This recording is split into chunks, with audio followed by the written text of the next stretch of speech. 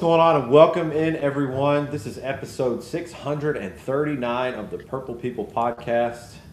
I forgot to type it out, so I'm going to tell you now. It's the 2026 schedule release and What?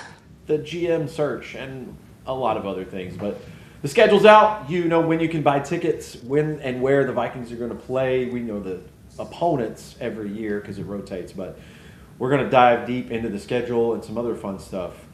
We got everybody here. What's up, boys? How we doing? It's been way too long since we've gotten together, I'll tell you that. Yeah, we've got a lot of stuff to talk about. I like having a full-packed show. Pretty stoked about it, man. Good to be back. I think before we dive into the schedule, let's talk about the NFL draft coming to Minnesota in US Bank Stadium. Would you attend the NFL draft in Minnesota? Because you know what? I'm already thinking about it. To me, that sounds like a fun time. I would go to the first round of the draft, wouldn't you? If I don't have to stand the whole time, maybe. I'm too old for that. I don't know. I want to work it if my job will take me, but the idea of going to a draft, I think I don't want to do that. I think it'd be cool. I'd go to the first round and hang out and get a chance to tour US Bank Stadium again, maybe go to the Vikings Museum that I think is in there and just check out our, chill out and hang out and check out our home stadium, without the, you guys know what it's like going to a game. You want to take the whole environment in, but sometimes you feel a little on the rushed side. It'd be cool to just kind of go and just hang out and relax and leisure and tailgate all day and go to it. I think it'd be a lot of fun. It does make you wonder, though, if they're going to do the draft inside because it's going to be cooler in that time, or if they're going to do it outside like they did for the last couple drafts. I don't imagine them wanting to do it outside in Minnesota. Although it would be kind of cool to do it with the that ship in the background with like our Vikings bricks or legacy bricks and stuff on it. But yeah, it wasn't always safe. I kind of see them doing it on the glass end of the stadium with the open end where you can see the skylight and everything all behind it. Like, it'd be cool to set the stage up in front of that. Everyone comes inside. That'd be a kind of a cool environment, I think, for it. They were talking on Rich Eisen today. Tom Pelissero was hosting, and Randy Moss was on today or yesterday. Oh, nice. Yeah, and he was out fishing somewhere. Of course. He was like, he had on his fucking beanie and his large jacket and like the little scully that goes over your face. You're like, okay, they're gonna host a draft there, and it's later than when the draft will be. It's like a month later right now, so it's pretty funny. People might, it's gonna be kind of cold.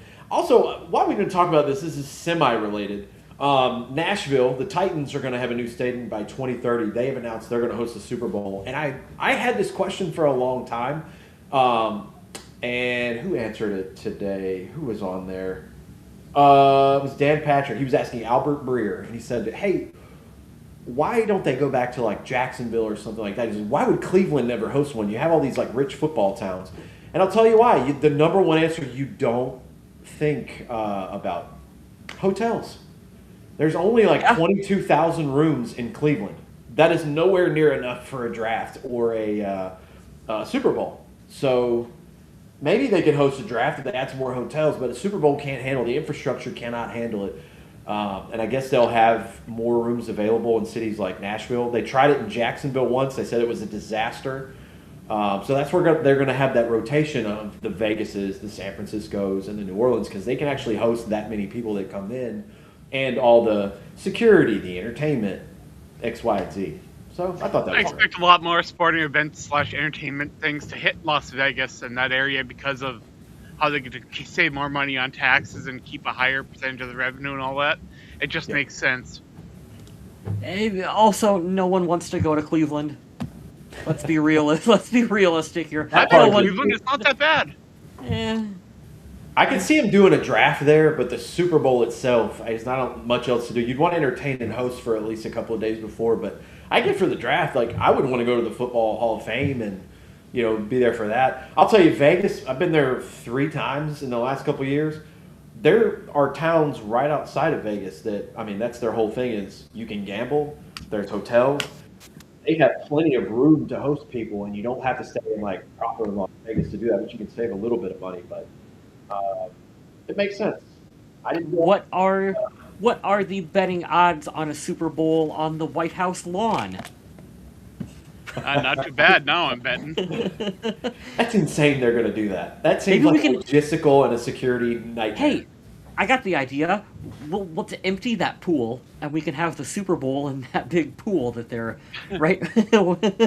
You guys know what I'm talking about. The one that Forrest Gump and Jenny met in during the movie. Yeah, right. Absolutely. That can be the 50-yard line. Oh my God, that's amazing. Oh, being a Patriot, I should know what that's called, but I don't care, and I think that's What is it? Pool, yeah. I know. I should know that too. Yeah, that seems like a security nightmare that they're going to do that, but that's cool. The UFC doesn't care; they'll do whatever. I love that they're like their own independent brand business, and like they kind of are judge, jury, and executioner when it comes to that stuff. And like, hey, you know what we're going to do? We're going to have people fight on the White House lawn. Dana White is the last of a dying breed. He's just like, who gives a fuck? He does not care at all. Yeah. Might have been me. Find out. All right, cool. Thank you for that, Andrew. Charlotte and Jonathan are there. What's going on, guys? I'll put the schedule up in a minute, but I'm glad you brought that up. Yeah, the Vikings were awarded the 2028 draft. That's really cool. I really hope they ask for my job to let me go up there. That'd be sweet. Hell yeah, man. It'd be cool. It's a lot of people. I mean, it's a big event. We support, Formula One, the Kentucky Derby, Indy 500. So they might pull the local teams and all, but I would love to go there. That would be cool. That they always do really cool stuff in the community, whether it's like meet and greets or autograph signings or stuff like that, or even just like sitting down and listening to a former Vikings player talk. And there's stuff like that happens all the time during big events like that, and I would love to attend some of that. That'll be fun because the home team usually gets a little extra pomp and circumstance during the draft when their draft pick comes up.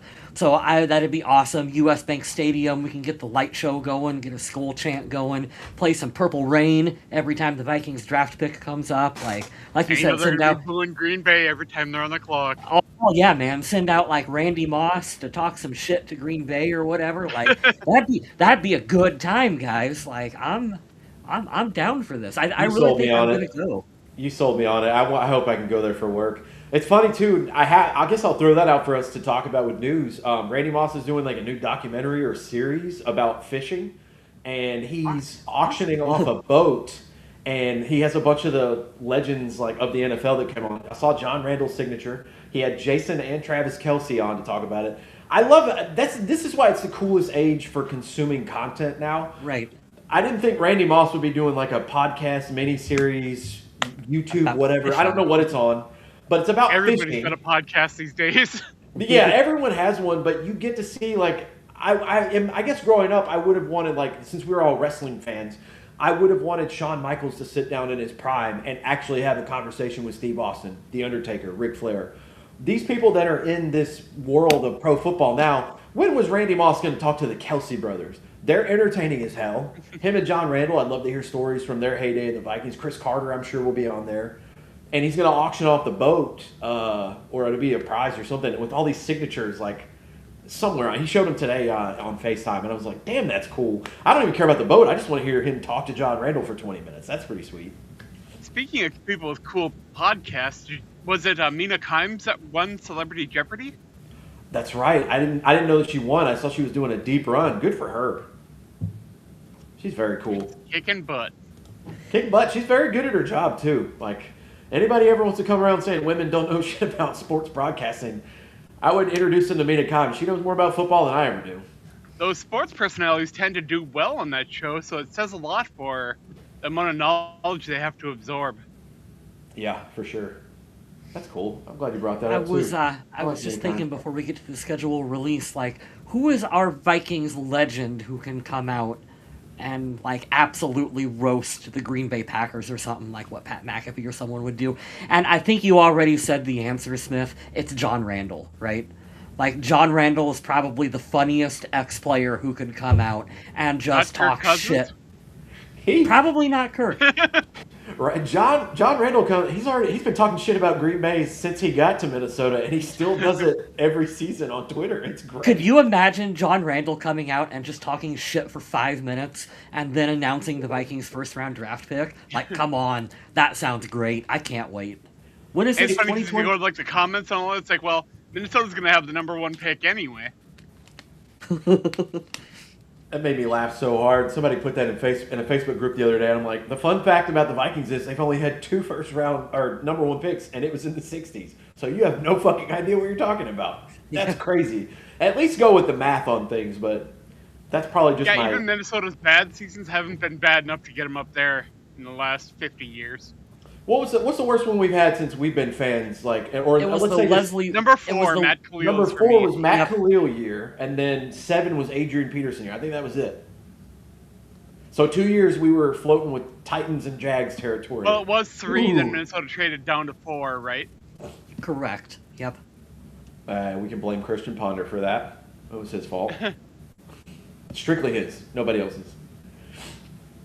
But speaking of quarterback play, before we get into the schedule and everything, I wanted to ask you, I know we touched on it last time we talked, but they keep hammering home this idea that there's an open competition between Kyler Murray and J.J. McCarthy, and that they're on equal footing, and I just can't sit here and take that seriously.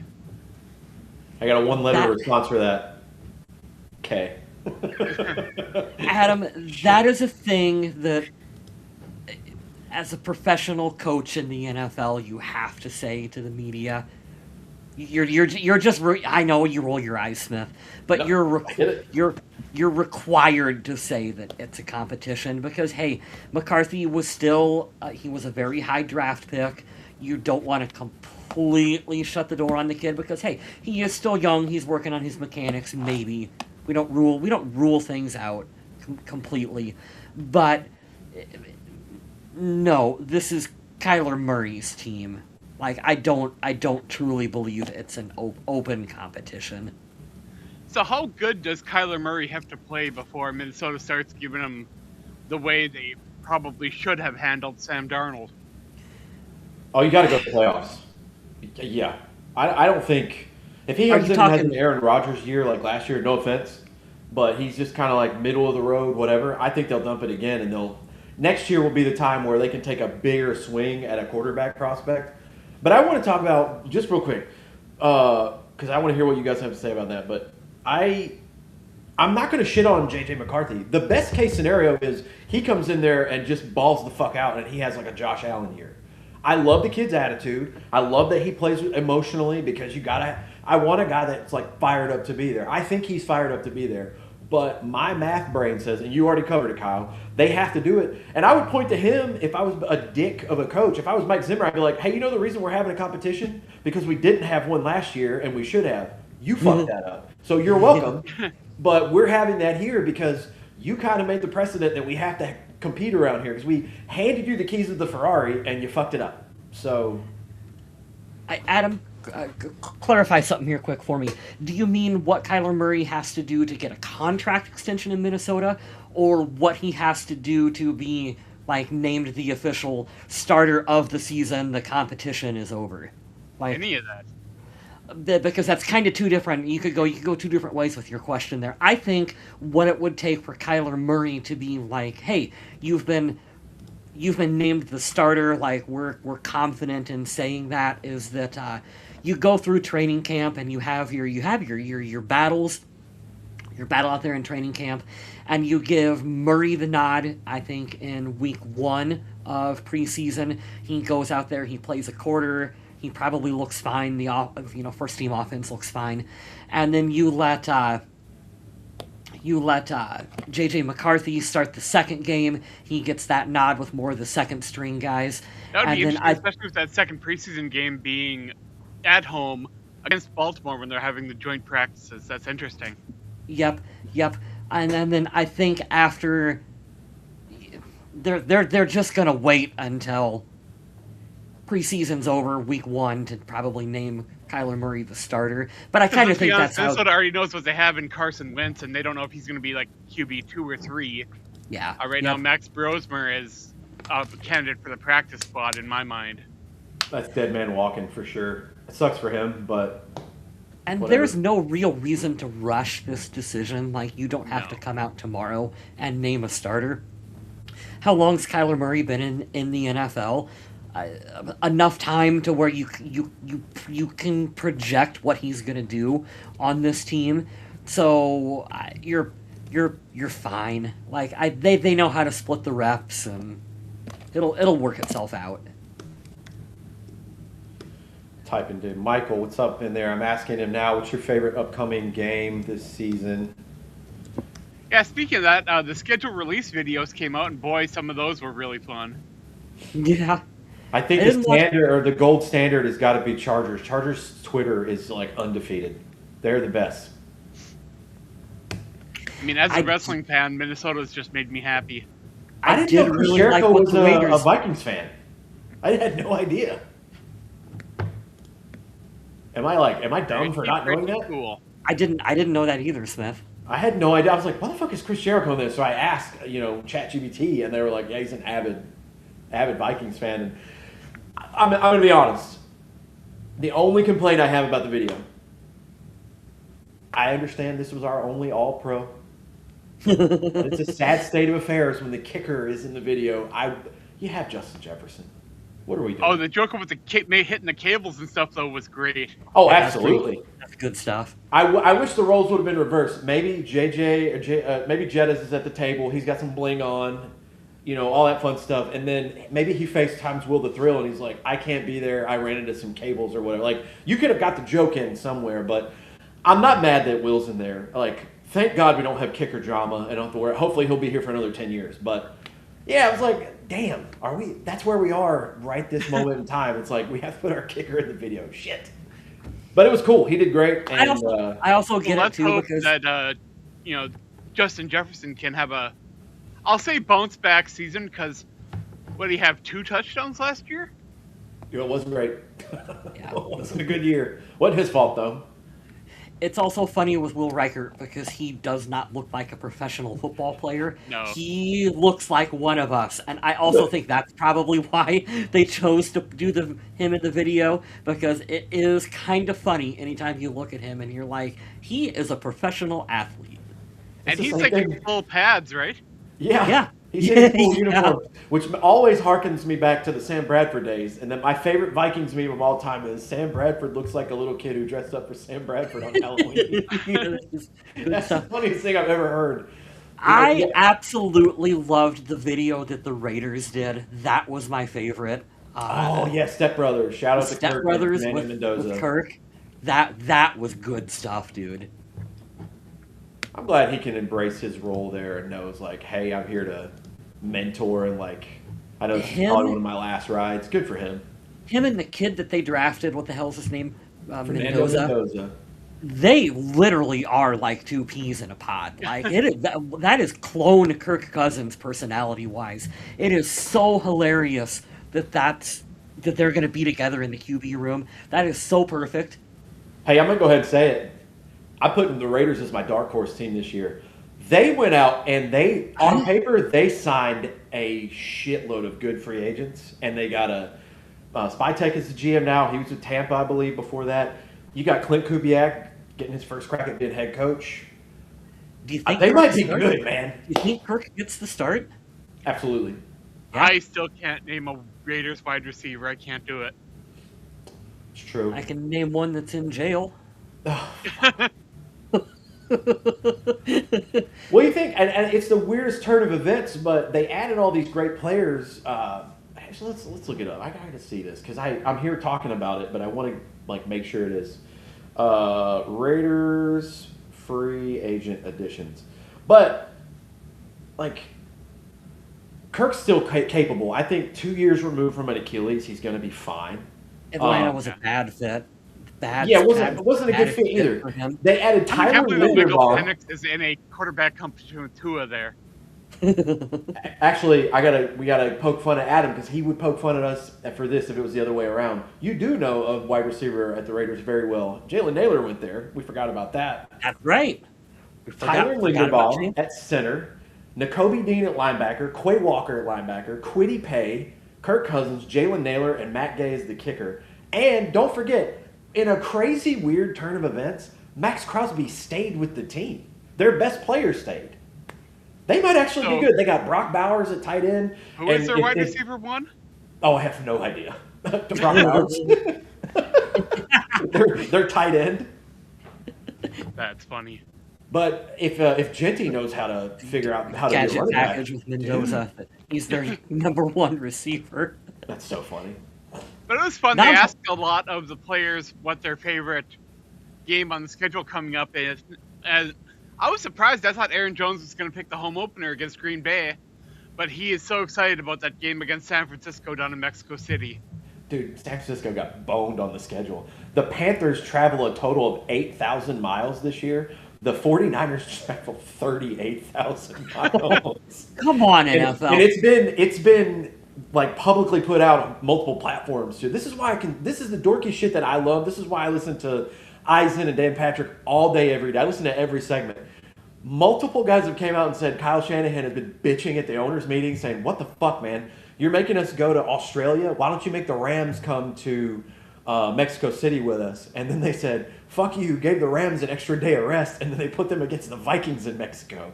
They are vehemently like, hey, man. And people wonder why the 49ers end the season with like 25% of their roster on IR every single year. Like, that cannot be good. Hey, here's a good question for us.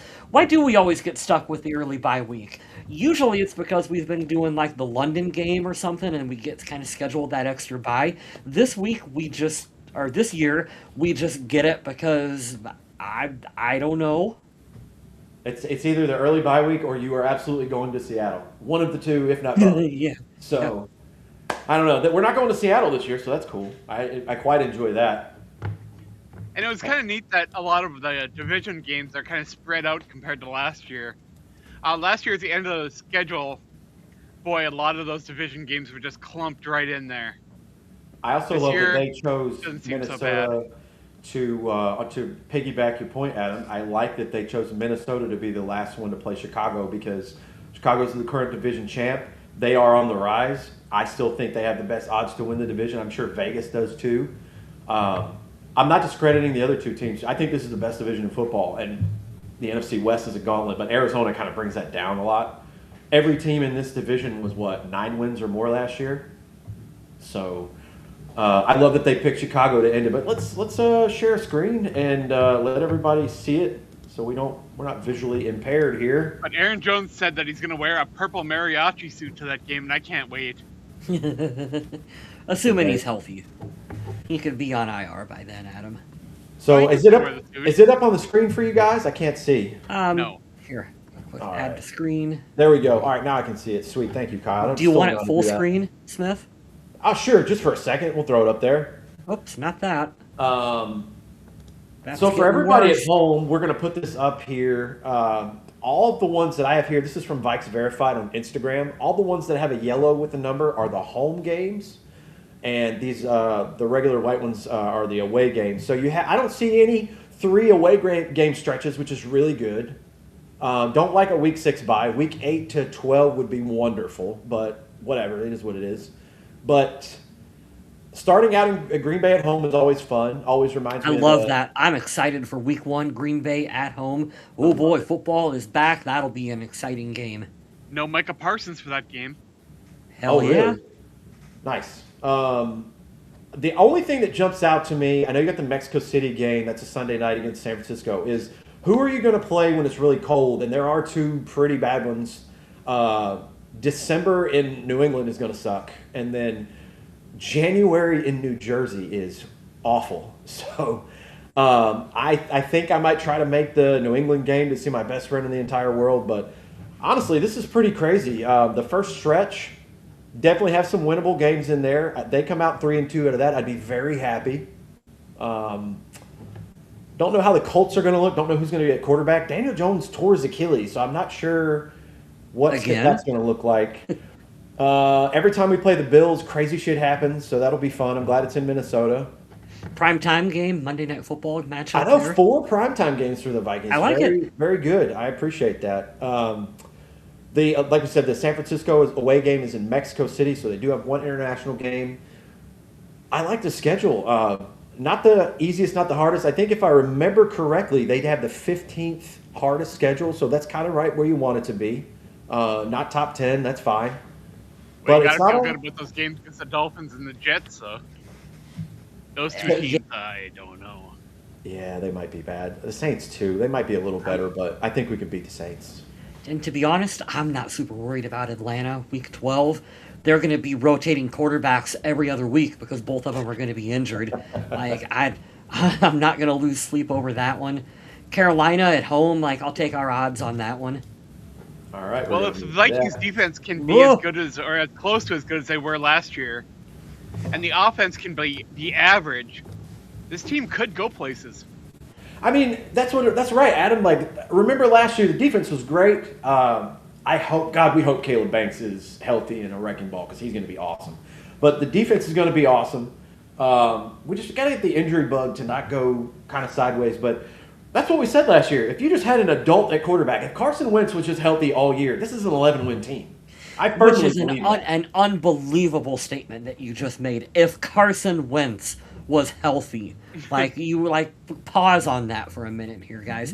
That's why I say whatever you will about Kyler Murray. I've not liked some of his play in the past, but hey, I think he can come in and prove some stability on offense for this team. Give a little bit of a spark out there for what they need on that side of the ball. We'll be just okay. Yeah, I don't think anybody's thinking that, Kyler Murray's going to walk in here and be the next Patrick Mahomes, but he could definitely play better, and he'll have a quarterback whisperer there at head coach that could really bring out the best in him, and I'm excited to see what they can do. I just want him to be healthy, man. When that kid was healthy early on in his career, you don't take into effect the rushing, and everything that I've heard from fans of other teams in the NFC West is hey man, Kyler wasn't really the issue there. Maybe there was some Moss-isms where he didn't want to play a couple times, but the injuries, when he's healthy, he's that dude is a problem. And I know I told this story maybe a couple episodes ago, but I want to say it again. The thing that sold me on Kyler Murray is not any particular film, throw, game, whatever. Somebody mentioned that to him somewhere recently. They were talking about, what about you not really being motivated to play, you don't have a desire? And he goes, guys, I'm going to tell you my accolades just because I have to set it up for the end. He goes, I was the best player ever in Texas high school football history. Never lost a game. I got drafted number 1 overall in the NFL and top 9 in the MLB. That's never happened. I did all that and I'm 5'10".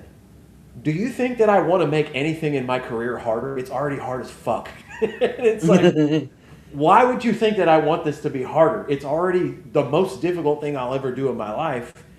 I have to work extra hard to be good at this. You got to give me some kind of, think about where I sit and the things I have to do, and I've already done these things. And then I take into account, Arizona's just a dumpster fire. It's not a good organization. I was thinking that, Smith. I'm glad you said it out loud, but if you were in year 5 in Arizona, would you be super motivated in week 10 of another losing season where I get it to an extent. I'm going to give you guys the most homer answer you've ever heard. Of course I'm rooting for Kyler Murray.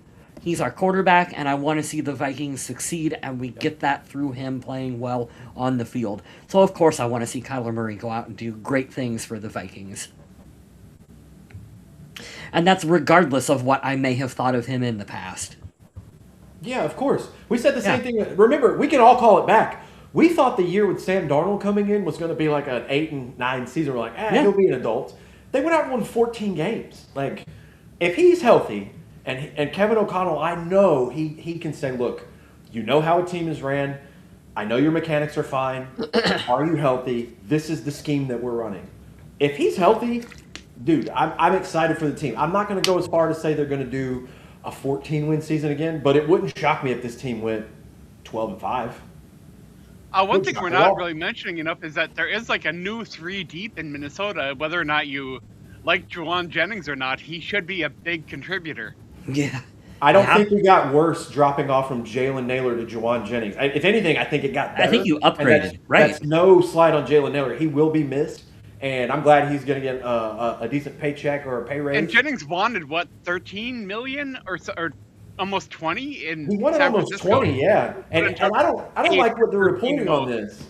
Sorry, Adam, I didn't mean to step over you. I don't like the It's all reporting right. on this. Is they're like, oh, it's a 13 million. No, it's not. It's an $8 million deal. That's dirt cheap. It's 13 with incentives.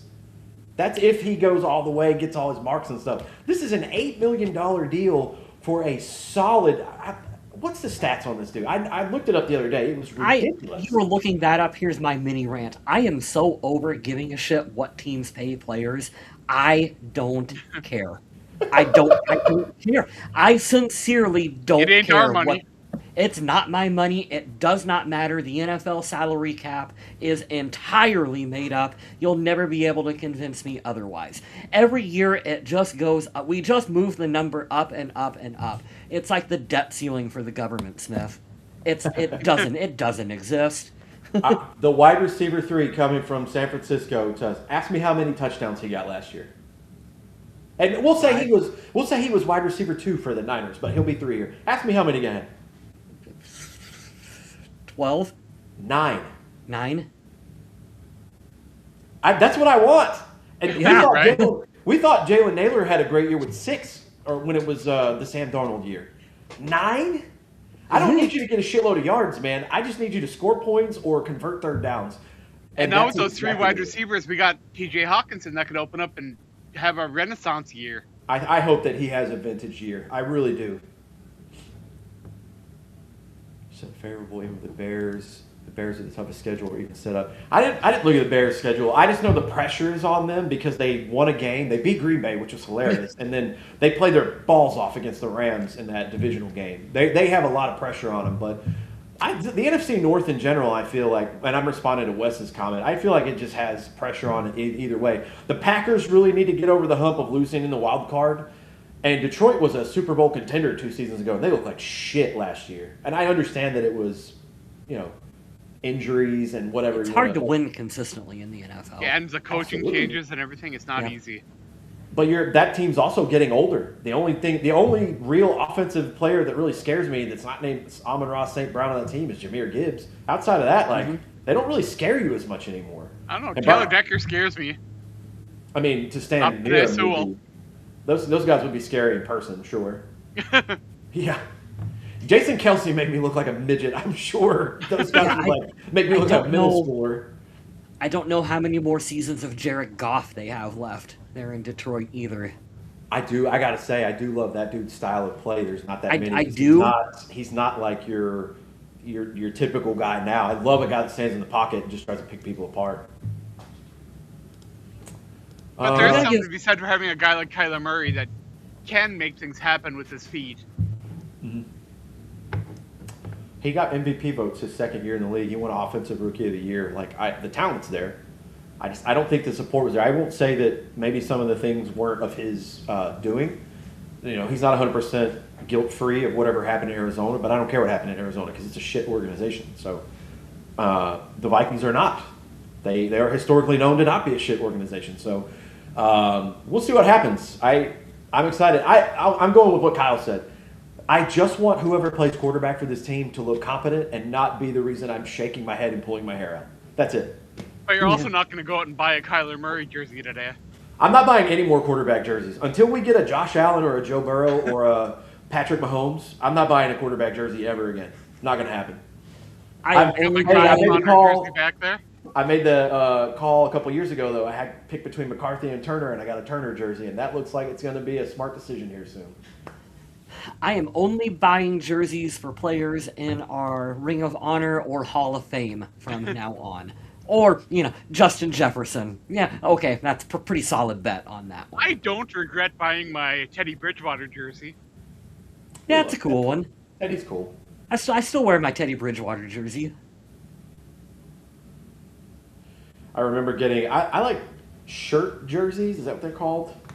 Yeah, Or the yep. hoodies with the numbers. I like those. I don't like wearing jerseys because, What is with the current trend of wearing football jerseys backwards?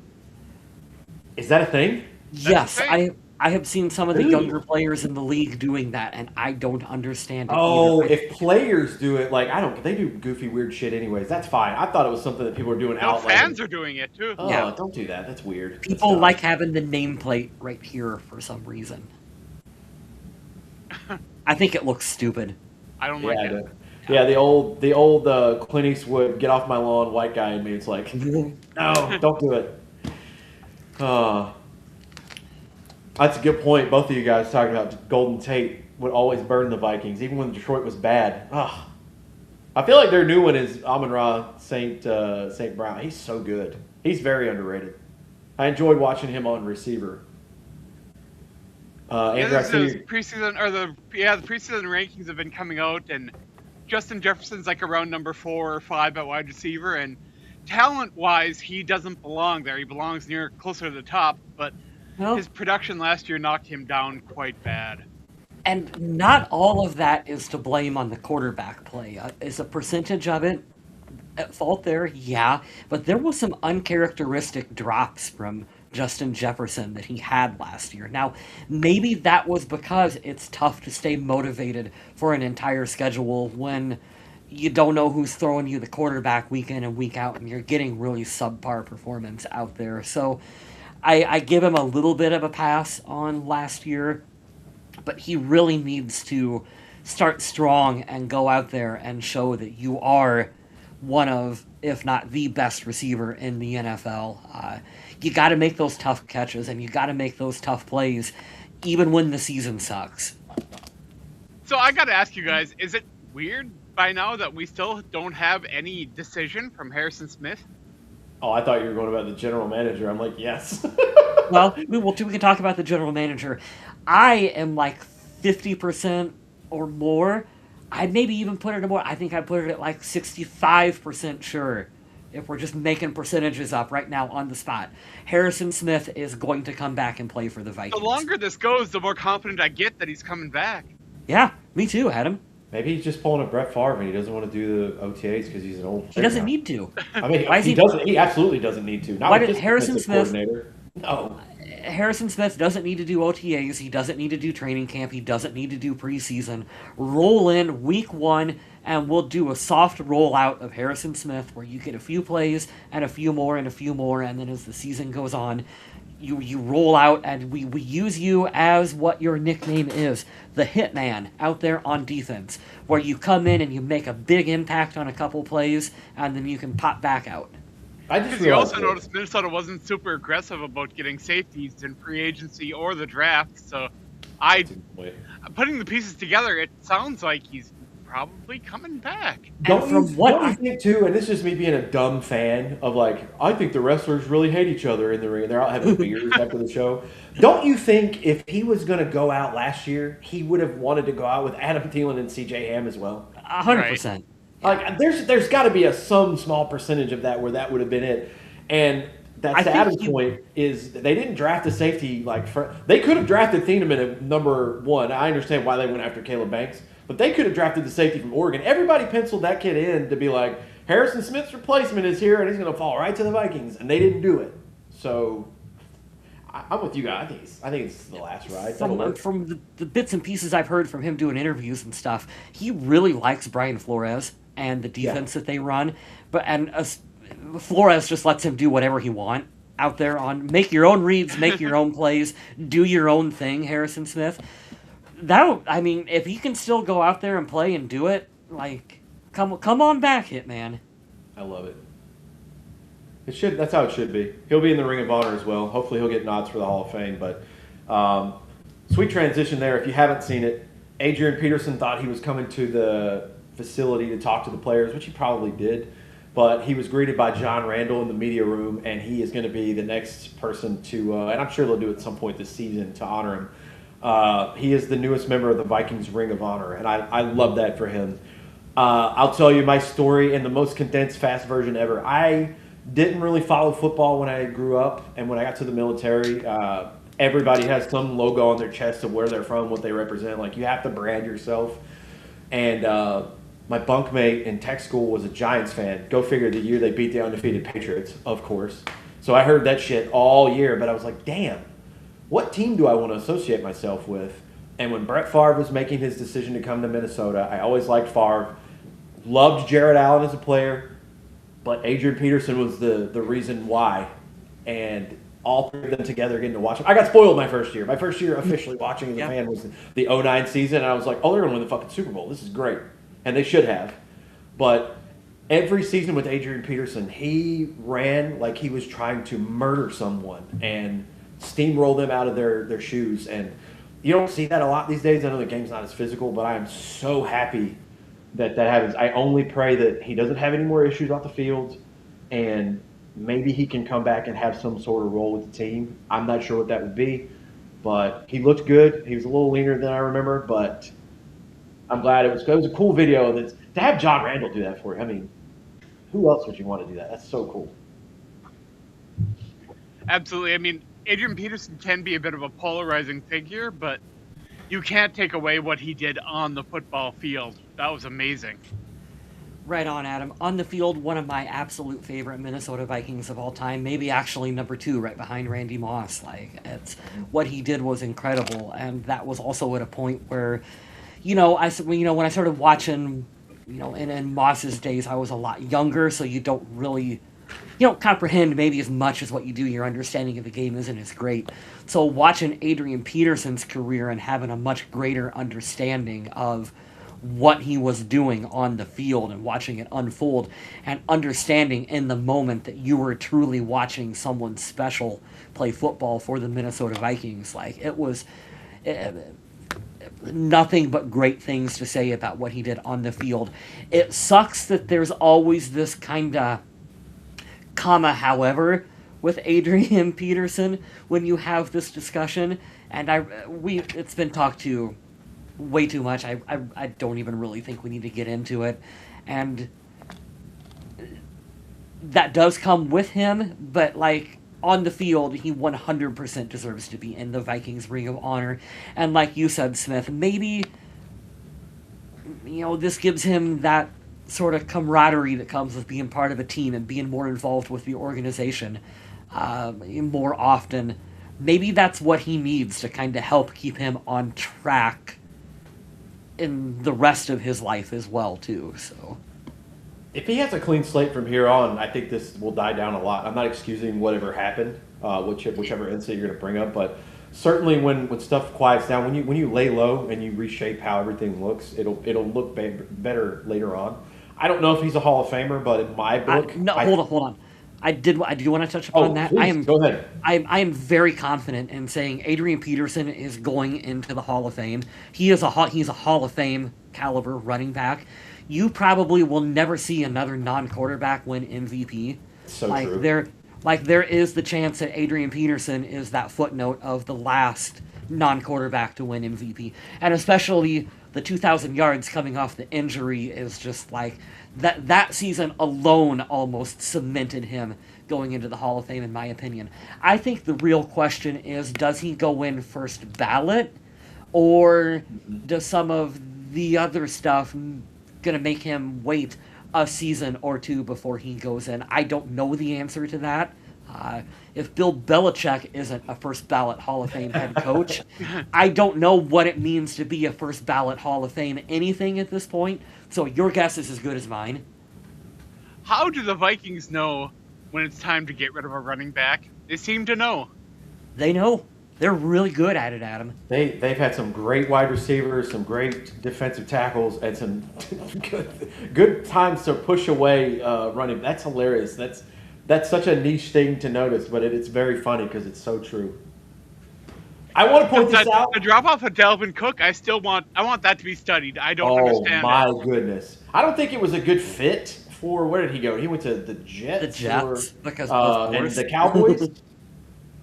Yeah. No, he wasn't a Cowboy. He was. No. Yeah, I think he went to the Ravens and. He was at least on the Cowboys practice squad or had an interview. I thought he was in Carolina at one.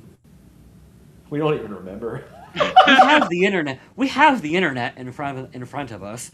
Can someone Google this for us? Nah. Yeah, I got Adrian's stuff up here, and I want to talk about him. Okay. But I'll look that up. I'll look up where Dalvin is after because that's funny. We got to put this in perspective. to highlight that year, because I'm going to go on his accolades for real quick. He got 1,000 yards back in those 16-game seasons in 8 games. Yeah. Remember the benchmark for? Remember I said this a long time ago when Aaron Jones was coming to the team, and I said, hey, listen, he might be a little bit older, but if he averages 59 yards a game, now that we have 17 games, he'll get 1,000 yards. Your benchmark is, I need the running back to get 1,000 yards, because Alexander Mattison didn't do that, and we were like, what in the fuck are we doing? How did you not? Adrian Peterson got 1,000 yards in half of a season. And this is off of reconstructive surgery, like a third of the way into the year or halfway through the year. He turned it on. And teams were stacking the box against him. It was 8 in the box every time. I remember us playing against the Texans that year in Houston, and I was like, "There's no chance because he's gonna stall out." Nope. You couldn't stop him, and let's be honest. You talk about like. Some people that get a bad rap, like, people always shit on Dak Prescott, like, oh, he's not good, he's overrated, blah, blah, blah. I'm like, I know, but he would be so good. Like, if him and Jalen Hurts switched, some of them Philly fans would be really butthurt, because Dak would be a lot better, and Jalen Hurts would look kind of shitty. I'm just saying. But neither one of those guys carried the team on their back, right? I think this was truly the last time a player carried a team on his back. Because even with Saquon winning a Super Bowl a couple years ago, that roster was stacked. We had Christian Ponder at quarterback. Yeah, the year before, I know. They went 3 and what? 3 and I don't even remember what it would have been back. 3-13. Yeah, it's that was one of those situations where, like you said, that Vikings team was terrible. Fucking terrible. Outside of Adrian on offense, that was an absolutely horrendous Vikings squad. It was the Adrian Peterson show. It was everyone in the stadium, including the other team and the other defense, knew 28 was going to get the football. We're going to load the box up to stop him, and you still couldn't do it. Here's the stats real quick, just so everybody knows.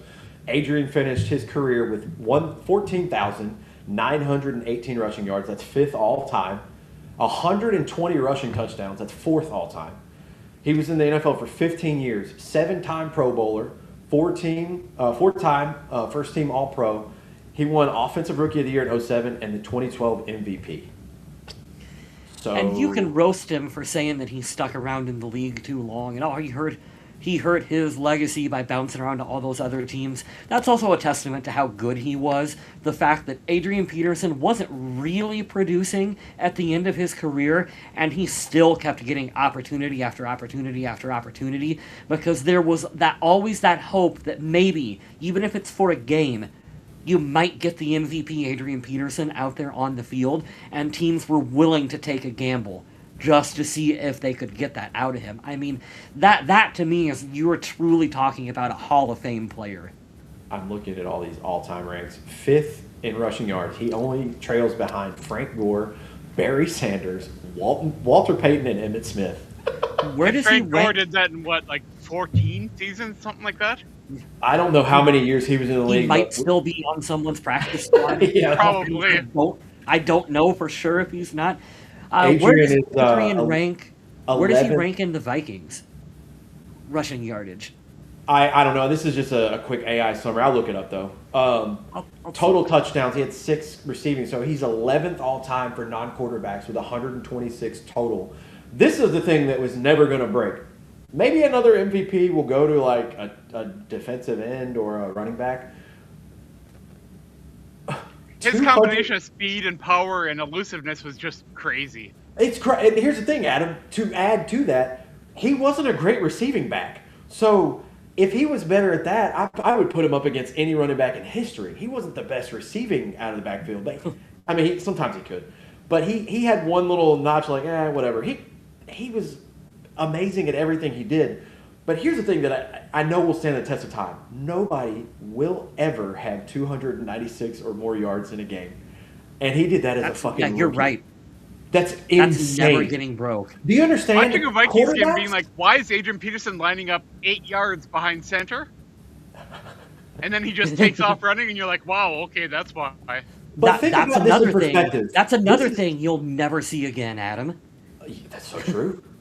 Yeah. This is crazy. In the last 2 years, we've all noticed what in the NFL? Passing numbers have went down, right? They kind of shifted back to like, let's do a little smash mouth football. Mm-hmm. There are quarterbacks that don't throw for 296 yards in games. This dude ran for that. That's fucking crazy. Has J.J. McCarthy thrown for that many yards in a game yet? Maybe not. And And 300 passing yards is kind of that benchmark that you were talking about for quarterbacks. now it dropped to like 200. Yeah, 300 don't happen very often anymore.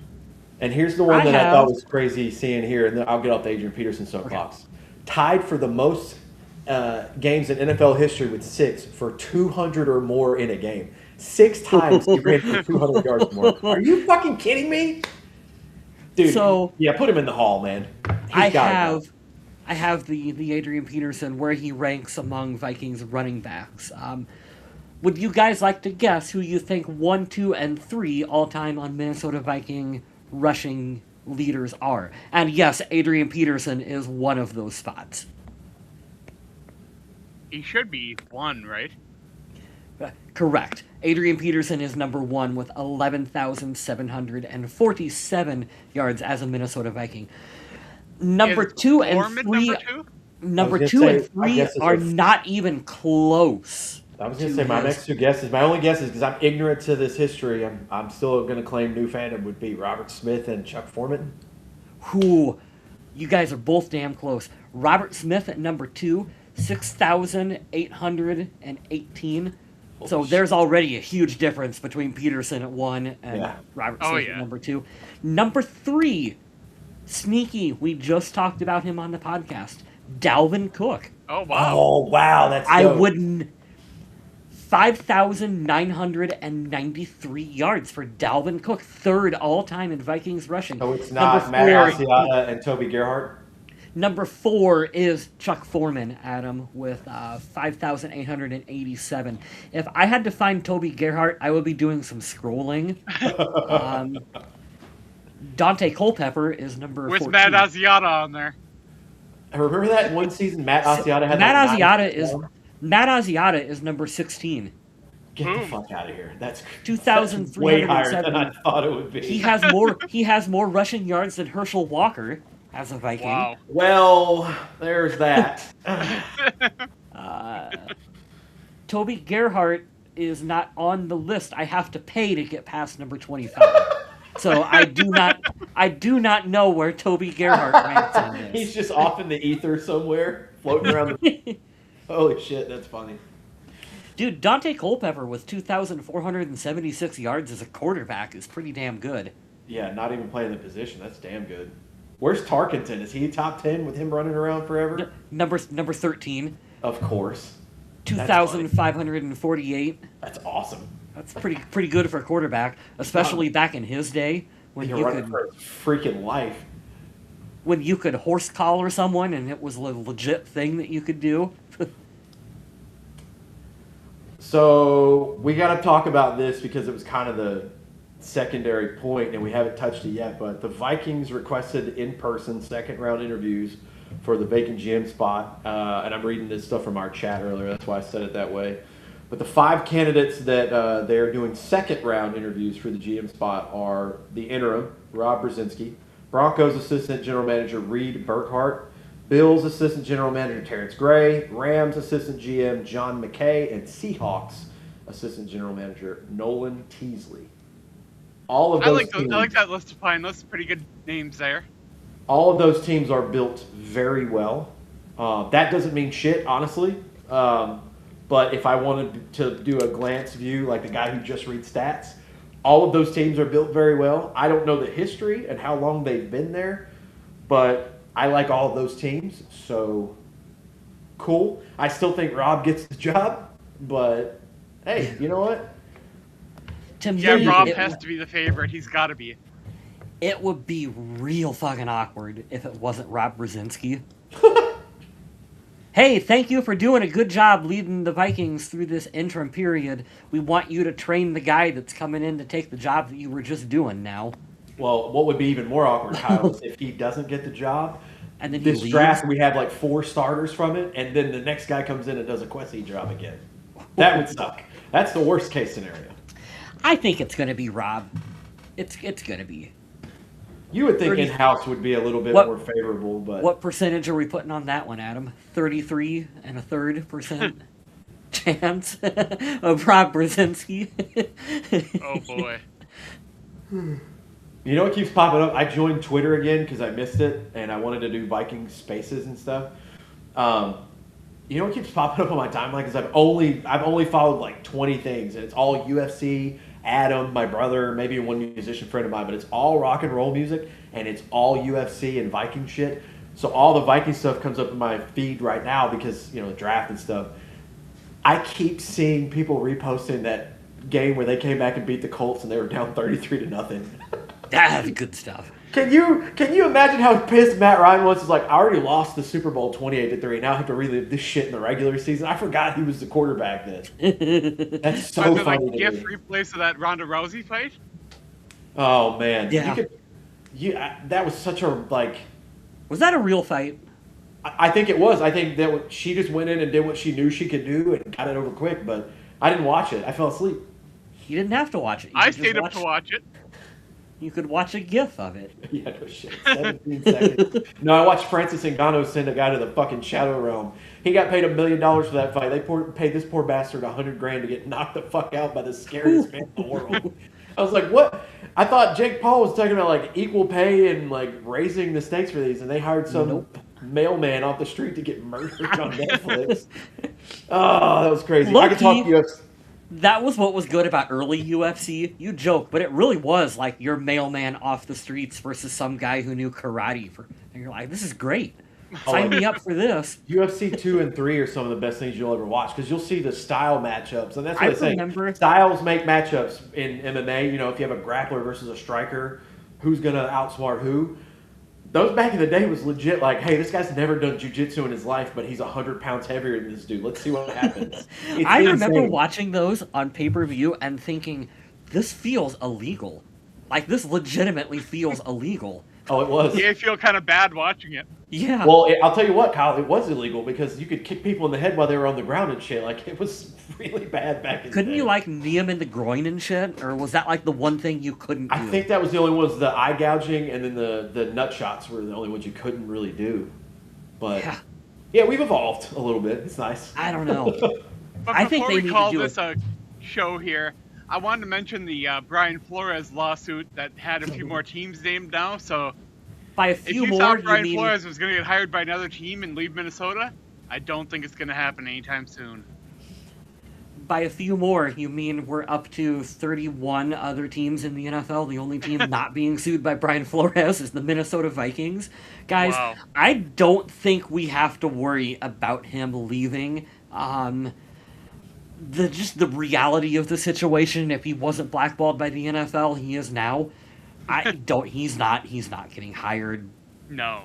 Which is, he's a fantastic defensive coordinator. I want him here for as long as possible, and we're probably going to get that wish. Yeah, I'm not going to complain. I hope things work out for him and that the league figures out what's going on, but in the meantime, I will just enjoy him making Minnesota's defenses great. I texted you this at work today. What did you had a really funny comment that you said back about this situation. What the hell did you say? Me? Yeah. Oh, about Brian Flores? Yeah. Actively suing the league while making fuckloads of cash is the same level of petty. That's the level of petty. Yeah. Yeah. Oh, Yeah. talking about I thought this was the funniest thing we said today. So Kyle texted me all the GM stuff, and I was like, "Hey, do you want to record?" I know what you're going. Yeah.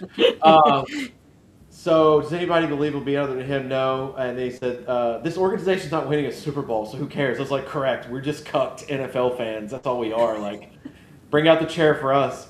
And he was like, Vikings fans, get the chair in the corner and watch as Sam Darnold wins a Seattle Super Bowl. And I said, yep, we are the good luck Chuck of the NFL. Fuck, that makes me so mad. Oh, both of those, historically accurate. That sucks. But yeah, that's funny. It's crazy because of what the NFL is, the kind of league it is, and because of how much money they make, somebody could make a living where 4 generations, 5 generations of people will have like fuck you money, like way better than the average American. He could actually go in and actively sue them and still not lose his job. And he's so good at his job. When he leaves Minnesota for whatever reason, he will get hired again for like the 12th time in whatever position. He's very good at his job, but that whole situation is so specifically specific. Like, that's so funny that he's like, hey, I'm not my current actually- employer, but fuck the rest of y'all. Hey, all jokes aside, I'm actually pulling for Brian Flores in this lawsuit. I hope he's able to just, like, blow some shit out in the public and be like, hey, it is the good old boys club, and there is a lot of unfair hiring practices going on in the league, and it does need to come out, and they need to be more transparent about it. I mean, well, let's be honest, the Rooney Rule isn't working. No. How many times did we feel like Leslie Frazier is just being given an opportunity to get interviewed as a potential head coach, not as a real candidate, but because we're trying to fulfill some rule that the NFL made up? And right. Like, as fans, we all knew that. Well, could you imagine how bad that would feel if you were in that position? And you basically know that I want this job, I'm qualified to do this job, but I'm not being given a real opportunity to do so. Like, that is bullshit. I'm going to go interview and it doesn't matter. Yeah, it doesn't matter. Well, I think, and just thinking about it while you guys talk about it, I think the way that they eliminate that is these guys would have to just say, fuck you, I'm not going to interview to do that because I know you're not going to give it to me. But then they can't say that they tried to get the promotion. But then you're denying yourself the opportunity. Correct. And people can say, well, you turned it down. Yeah, and that's how the cycle is so screwed. And like, that's just to echo your point. Like, it's not a win-win for anybody if they would just do it correctly. But it's the same shit. You have that argument out there. It's like, well, you just need to hire the best qualified person. Well, why is Brian Flores not the best qualified person? What happened in Miami is you're not hiring him now because he hurt somebody's feelings, but the Tua experiment didn't work out. He's being actively paid by Miami to not play for Miami. So you fucked out at big time. Like, that whole dynamic is so weird. It's just really weird. Didn't Flores call Tua soft? Yeah. He didn't want him. I think the GM that was there wanted him, and he didn't. And basically, he was too tough on him. And like nowadays, you can't be tough on your quarterbacks, or they'll get their feelings hurt. And he was like, "Nah, I'm a good coach, and I'm going to ride your ass because that's what you need." Like if Tom Brady could get coached all those years I was in New England, your ass can get coached because you're not Tom Brady. And I don't know. I thought that was weird.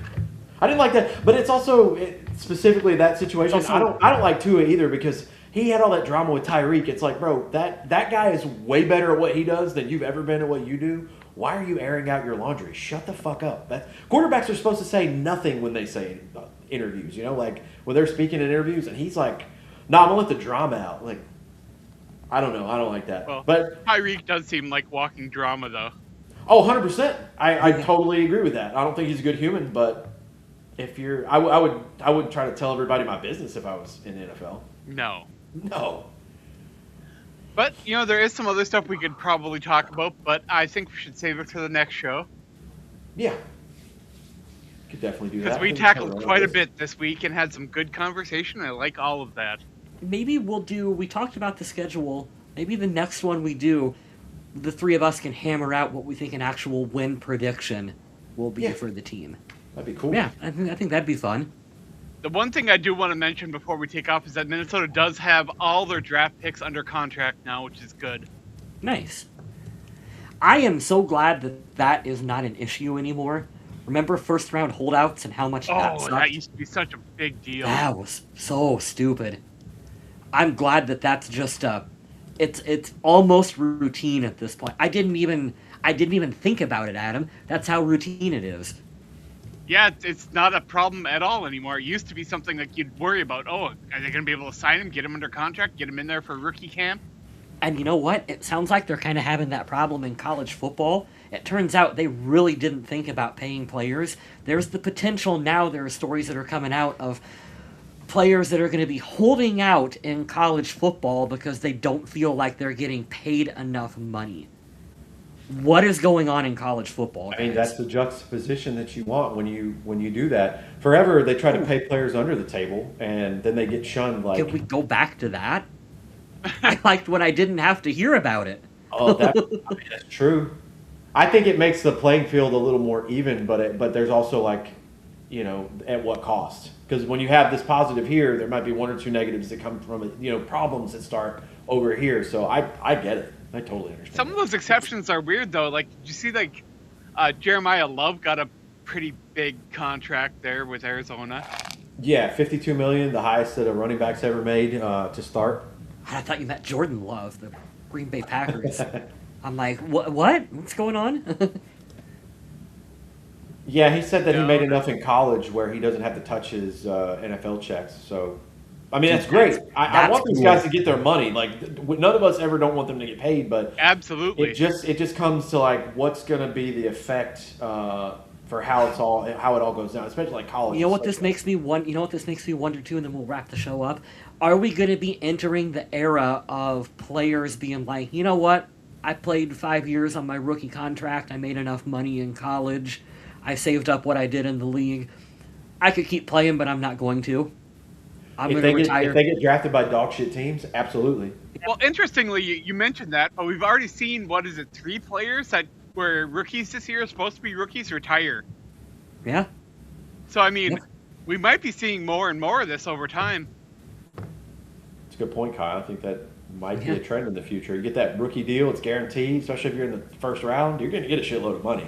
You've already made your money. You get 5 years guaranteed, more of it, and then you're like, okay, I'm out.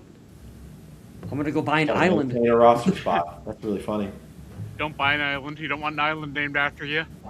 Oh God, no. I'm gonna put mine up first, Adam, just to get it out of the way. If you guys want, we're gonna wrap the show up. Follow me on X, Twitter, whatever you call it. Still NC Dog Dude. I am back on there. I love that. Add personal friends. It's nice reshaping my algorithm and timeline. Twitter still pisses me off because they try to do political ads on there, and I'm like, fuck right off with any of that. Don't ever show me that again. But yeah, it's mostly Vikings and UFC stuff on there. So if you have the old Twitter/X machine and you want to follow me, there I am.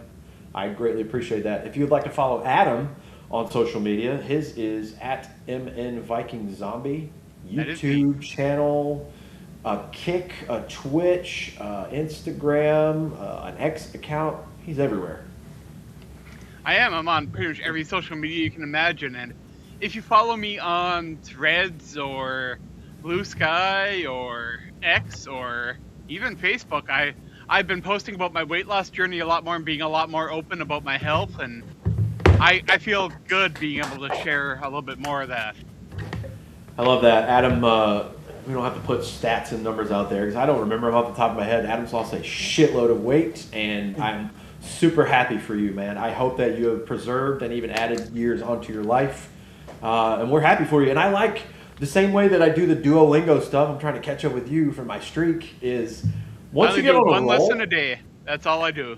I do it every day. I'm at like 570 something now. And There you go. I'm trying to chase that. But what I like that you've done is this has become like a fun, motivational, almost a game for you to be like, okay, well, I got down to this, and now the next goal is this. Like, you're just consistently going.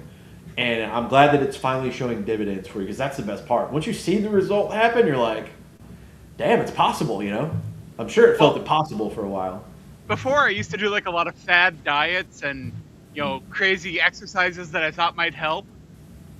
But it all came down to lifestyle changes, not fads, not short-term things. It's changing the way I do things every day. I like it, man. I like that it gives you more accessibility to go do stuff too. So kudos to you. And kudos to the Viking Age, where you can also help Adam out. Go click on some articles, read them, scroll through them. Every time he gets a click on any of the articles that he wrote, he gets to feed Birdie Cat more. And I need to write more because I have been slacking. But I've also been working on starting a second job and starting a few hobbies. Tomorrow, I'm going to a local bar and I'm going to try to do 10 minutes of open mic stand-up comedy. So let's give it a whirl. Hey, you know what? I applaud the shit out of that, man. I've always wanted to do that, and I don't have the balls to do it because I don't know what kind of material I would I start tried with. it once in college, but I was so drunk and I barely remember it, and I know I did terribly.